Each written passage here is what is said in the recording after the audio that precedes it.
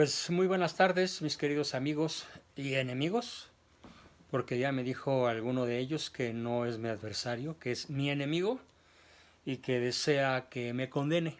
Bueno, ese es el nivel de los chairos, lamebotas de la izquierda y principalmente del malo.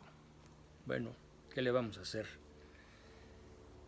Voy a leer y a comentar sobre la marcha un formidable artículo escrito por mi queridísimo y sapientísimo hermano, don Salvador Abascal Carranza, tercero de los 11 que logró crear mi madre. Y Salvador Abascal Carranza, además de doctor en filosofía, ha sido mi maestro en ese tema y en otras materias similares desde que ambos éramos adolescentes. Él de 13, 12 y cachito y yo de 15 casi. La distancia entre los hermanos siempre fue muy corta. Y bueno, este artículo quiero no publicarlo tal como él lo escribió, sino leerlo y hacerlo un video. Me he dado cuenta de mi ya larga experiencia en Facebook y en redes que la gente en general para leer es extremadamente floja. Es un país, el nuestro, en donde los libros son sagrados. Nadie los toca. Bueno, dice mi hermano, y cuando yo tome la palabra lo voy a aclarar, pero me voy a tener lo más posible a su insuperable escrito sobre cómo impedir moralmente que gane el malo. Bueno, él pone AMLO, yo pongo malo porque no es Andrés Manuel, sino Manuel Andrés. Dice Salvador, el sentido de nuestro voto para las elecciones 2018, sobre todo las que se refieren al cargo de presidente de México y a la jefatura de gobierno de la Ciudad de México, se ha convertido para nosotros los católicos en un verdadero conflicto moral, en una disyuntiva muy desagradable. Es, dirían los filósofos, un ejemplo muy claro de un dilema bicornuto, o sea, de dos cuernos, porque cualquier decisión al respecto implica un mal. Mucho se ha escrito ya sobre el negro panorama económico que representa la opción populista, la del malo, por lo cual expresaré mi opinión sobre los males morales, como si no tuviéramos ya suficientes, que acechan a nuestro querido México. En resumen, nos encontramos en el peor de los mundos posibles. Sin embargo, hay que decidir. Es un imperativo moral y la decisión no es fácil. Espero que las siguientes líneas ayuden al lector a tomar la mejor decisión dadas las circunstancias. Por un lado tenemos a un candidato, Ricardo Anaya, quien ha sido postulado por el Frente por México. El problema no es tanto Anaya, sino sus compañeros de viaje, ambos de la izquierda, con una agenda antivida y antifamilia comprobada ahí donde gobiernan y donde han gobernado. El PAN encabeza la alianza y es el partido fuerte del tripartito, que ciertamente representa los valores y principios que defienden la vida y la familia, y que siempre ha sido la esencia de ese partido, Partido Acción Nacional. Sin embargo, Ricardo Anaya se ha visto presionado por sus incómodos compañeros de viaje y ha declarado, por ejemplo, que si bien está a favor de la vida, también está en contra de que se discrimine a los homosexuales, por lo que hay que permitirles las uniones civiles. ¿No se da cuenta Ricardo Anaya de que no es discriminatorio establecer diferencias entre los desiguales, que por ser desiguales no pueden alegar a su favor derechos que solo les corresponden a los iguales? Esa diferencia ya la había descrito Aristóteles hace 2500 años y sigue y seguirá siendo vigente. Por el otro lado tenemos a otro candidato, José Antonio Meade, que ha sido postulado por el PRI y compañía. En este caso, la compañía es lo de menos. El gran problema lo constituye el partido que lo arropa y que le ha pedido que lo haga suyo, a lo cual el candidato ha cedido con todo lo que esto implica, porque el PRI se ha comportado históricamente como un partido camaleónico, lo cual quiere decir que no tiene principios, es oportunista y pragmático. Lo mismo puede votar por la familia en un congreso local que por el aborto como en la Ciudad de México. Sin embargo, Meade se ha dado a conocer como ciudadano y se ha pronunciado por la vida y por la familia, lo que le ha atraído no pocas simpatías de un sector de la sociedad. Lo que Meade no percibe es que el partido que lo ha hecho suyo pertenece a la Internacional Socialista. Es en realidad un partido de izquierda, el PRI, con careta de liberal cuando le conviene. Es evidente que López Obrador, el malo, es ahora más que nunca un gran peligro para México, porque su proyecto de nación regresaría al México de los tiempos aciagos del echeverrismo, por decir algo muy conservador. Si los compañeros de viaje de Meade y de Anaya son cuestionables, los de López Obrador son de terror, porque todos o están indiciados o son criminales de alto nivel de sospecha o son priistas de viejo cuño, y ninguno de ellos se ha distinguido jamás por su honestidad, ni por sus virtudes, ni por ser precisamente demócratas. Sin embargo, las comparsas del malo palidecen frente a él mismo, que representa la figura incuestionable de un populismo autoritario, el cual hace girar el mundo entero en torno a su augusta persona, a su Alteza Serenísima, como exigía, digo yo, ser nombrado tanto el asesino el asesino cura Hidalgo, como su Alteza Serenísima Antonio López de Santana, su Alteza Serenísima.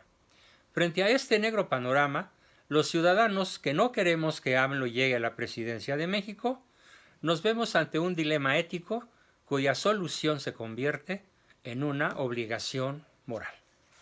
Los católicos, y aquí hago un paréntesis, dejo el escrito de mi hermano Salvador para referirme a los católicos diésel. ¿Qué cosa es un católico diésel? Pues un católico diésel que es católico. Me refiero sobre todo a ese número alto de malos católicos, de católicos sedicentes, que dicen ser católicos sin serlo.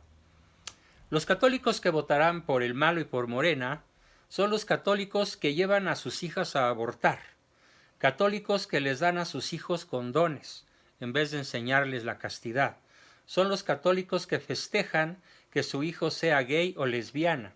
Son los católicos que comulgan sin confesarse, los que van a misa solo en Navidad y Año Nuevo y en las bodas y otros festejos similares. Son los católicos que se van de Semana Santa a broncearse y embriagarse. Las católicas que votarán por el malo y Morena son las que aceptan ir a misa en minifalda. Bueno, no aceptan, les encanta ir a misa en minifalda enseñando la tanga al sacerdote o al prójimo de atrás. Son los católicos que aceptan y adoran a la Santa Muerte y a San Judas Tadeo como sus dioses y protectores para robar. Son los católicos que odian y reniegan de la autoridad del Papa Francisco. Son los católicos que no conocen la historia de México porque nunca han leído nada que no sea algún pequeño párrafo de la historia oficial. Esos católicos que no saben que el PNR, ¿sí?, el PRI viejo, fundado por, ¿quién creen? Plutarco Elías Calles, el gran perseguidor de la Iglesia, mató, asesinó, venadeó a más de 200,000 militantes católicos en la persecución cristera. Yo no le llamo guerra cristera, le llamo persecución cristera, y que es el PRI convertido hoy en Morena. Escuchen, vejechairos, escuchen los que creen que soy priista. Los verdaderos priistas son ustedes, los admiradores, los seguidores y los lamebotas de Morena y del malo. Ustedes son los verdaderos priistas, porque hoy todos los personajes de Morena han estado en el PRIAN. La mayoría en el PRI y algunos muy connotados, incluso exdirigentes nacionales, en el PAN. Son los desechos de la sociedad mexicana. Flojos, flojos es un piropo, es una expresión muy linda. Piénsenla, por favor, el mexicano alvaradeño, del buen lenguaje soez y nada culto de esa región distinguida por su maledicencia. ¿Cómo les diríamos? ¿Flojos? No, eso no quiere decir mucho. Que solo estiran la mano fans de La Rosa de Guadalupe de Televisa, ¿sí? Que de Rosa y de Guadalupe no tienen nada. Esos son los que no se saben persignar, los que no saben ni siquiera rezar el Padre Nuestro completo, son los que van a la iglesia cuando necesitan un urgente milagro y si Dios no les cumple, se van a una secta. Estos son los que se dicen católicos y son, en su mayoría, de este grupúsculo, bueno, de esta secta que tiene varios millones, que votarán por el malo y por Morena. Y también sacerdotes, malos sacerdotes, como el mal llamado Padre Solalinde, que ya ni siquiera tiene derecho a oficiar misa, y a los religiosos mal llamados progresistas, porque confunden el progreso con la decadencia. Retomo la lectura del documento de mi hermano Salvador, después de referirme principalmente a los malos católicos, o como ya dije, católicos diésel. Los católicos, dice Salvador mi hermano, y aquellos que realmente aman a México, no tenemos a la vista el bien ideal, ni siquiera el bien posible. Lamentablemente debemos decidir en este caso por el mal menor, ¿sí? El mal menor, atendiendo al principio del doble efecto. Es decir, ante la creciente amenaza de que el mal mayor se imponga o sea impuesto en las próximas elecciones, debemos optar por quien lo pueda derrotar, que es el que vaya, sea quien sea, en segundo lugar, según las encuestas, a pesar de que desde hace tiempo dejaron de ser confiables. Sabemos, por ejemplo, esto lo digo yo, que el 60% de los adictos al peje en las redes sociales son simples robots. Y la mayor parte de ellos vienen sembrados desde el territorio ruso. Esto no quiere decir que los gobernantes rusos sean culpables. Simplemente digo que es en su territorio donde están sentadas las bases operativas de los boots del mal.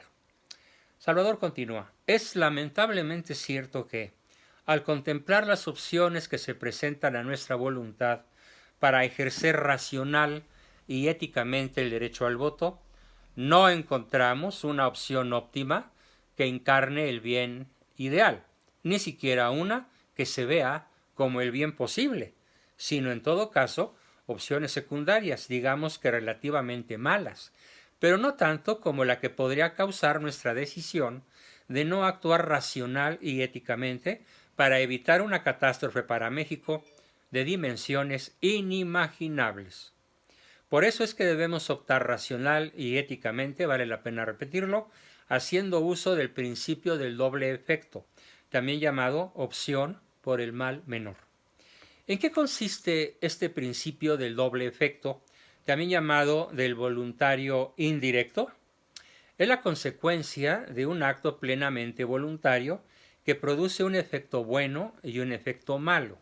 Para ampliar este interesante concepto, sugiero consultar a Santo Tomás de Aquino en su Suma Teológica, al alcance de un teclazo en la red. Segunda parte, segunda cuestión, artículo 64 y 7. El objeto y la intención que se persigue con el acto deben ser buenos, pero el actor está consciente de que puede tener un efecto malo y debe estar preparado para tolerarlo. En todo caso, los daños que provocará nuestro acto pueden ser efectos colaterales, como se dice en la guerra, pero el bien logrado es, por sí mismo, mucho más valioso porque supone la contención del mal mayor. En este caso, digo yo, lo que tenemos la obligación de contener es la llegada del malo a la pejidencia legítima. Por esta acción se persigue, como es el caso, que López Obrador no llegue a conquistar la pejidencia de México. Para lograr este propósito se debe votar en conciencia por quien vaya en segundo lugar, o en primero descartando obviamente al malo, aunque a estas alturas es muy claro que la contienda es entre dos, Anaya y López. Es necesario decir que el objeto de nuestra acción es honesto, porque está inspirado por el bien superior, el bien común para todo México, si bien puede tener consecuencias no deseadas, como las presiones que pueden ejercer los partidos aliados de Anaya. En esta cruda realidad se permite el mal posible, únicamente por su absoluta inseparabilidad del bien deseado, pero con desagrado y con disgusto. El problema que se presenta en la Ciudad de México es diferente en sus opciones, pero exige la aplicación del mismo principio moral. En este caso, el mal mayor lo representa la candidata frentista Alejandra Barrales, o peor aún, la candidata de Morena, la judía Claudia Sheinbaum, cuyo jefe de campaña renunció anoche tras la denuncia presentada en su contra por trata de blancas. Ya sabemos que Sheinbaum continuará la política establecida por su partido en la ciudad capital, que es una política antivida y antifamilia, pro perversión en todas sus variantes. El mal menor lo representa el candidato del PRI, Miquel Arriola, quien se ha pronunciado claramente por la vida y la familia, pero que no representa una opción mala por sí misma, sino por el mal subyacente que representa su partido, el PRI, el cual se ha manchado por la corrupción y por el constante apoyo a las causas del lobby LGTBI, etc., más las letras que se acumulen de aquí a fin de año, y consecuentemente su irrestricto apoyo a la ideología de género. Por cierto, en un video próximo habré de denunciar lo que ya se está haciendo en las escuelas al provocar, al promover, al proteger, al hacer propaganda irrestricta a la homosexualidad y a la masturbación, entre otros vicios nefandos. Entonces, votar por Arriola, sigue diciendo Salvador, en la Ciudad de México, implica, por todo lo que ya se ha dicho, también una opción con doble efecto. Y como en el primer caso, el efecto bueno, que no gane la opción antivida y antifamilia y pro-gay, justifica en sí mismo, por sí mismo, que lleve consigo el germen del error, el cual no es un efecto deseado, pero que ya se ha previsto en las consideraciones morales que llevan a la acción final. Así que, católico, tienes la obligación moral, ético-moral religiosa, de no darle tu voto a ningún candidato de la izquierda y mucho menos al malo, y tienes la obligación moral de votar por Anaya, porque es el mal menor, no es el bien mayor, no es el bien óptimo, ni es el bien posible, es el mal menor. Muchas gracias, reflexiona, piensa tu voto, y al católico honesto, si honestamente cree que puede votar por el malo, solo le recuerdo lo que dijo el Papa Benedicto XVI. Pecar por un candidato de izquierda es un pecado muy grave y que merece la excomunión. Gracias y hasta la próxima.